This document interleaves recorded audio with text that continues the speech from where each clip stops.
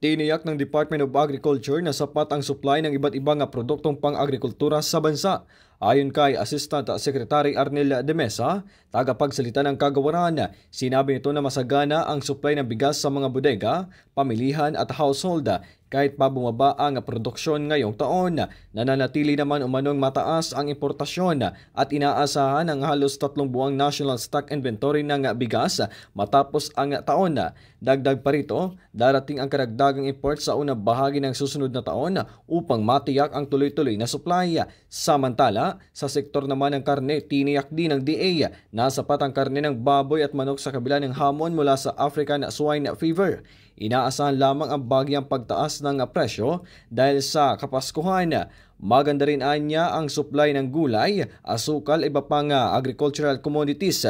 Tiniyak ng DA na wala itong inaasahan kakulangan hanggang matapos ang taon.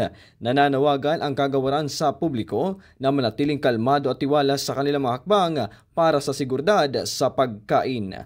Para sa 96.7 Rinconada News FM, ito si Melchor Bungulto. Nagbabalita ng tapat, naglilingkod ng sapat.